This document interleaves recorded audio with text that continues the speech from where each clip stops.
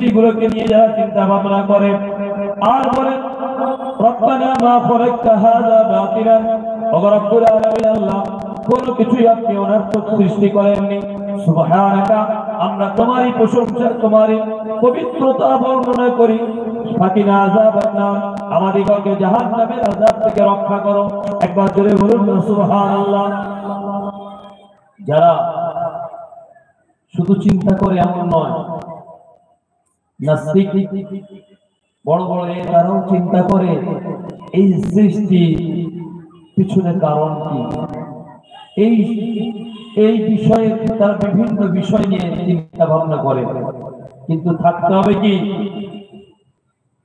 আল্লাযীনা ইয়াযকুরুনাল্লাহা কিয়ামান ওয়া কুউদান ওয়া আলা জুনুবিহিম। শর্ত হলো আপনি তখনই আল্লাহর কাছ থেকে প্রদত্ত নিয়ামত পাবেন, আল্লাহর পক্ষ থেকে তখনই আপনি প্রকৃত আপনি কিছু পাওয়ার আশা করবেন যখন আপনি আল্লাহকে স্মরণে রাখবেন।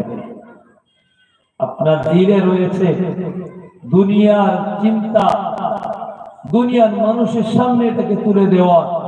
আল্লাহ বলেন এটা তুমি গবেষক, শুধুমাত্র গবেষক, এখানে তুমি একজন গবেষক। কিন্তু যারা আমাকে নিয়ে চিন্তা করে, আমাকে ভয় করে, আমার স্মরণে রাখে সর্বহালতে, সর্ব অবস্থাতে, সর্ব জায়গাতে, আর তারা আমার সৃষ্টি নিয়ে চিন্তা ভাবনা করতে গিয়ে, রিসার্চ আর গবেষণা করতে গিয়ে বলে রব্বানা মা খালাকতা হাযা বাতিলান সুবহানাকা, আমি আল্লাহ তাদেরকে ফাকিনা আযাবান নার, জাহান্নামের কঠিন আযাব থেকে রক্ষা করি। জোরে বলুন সুবহানাল্লাহ।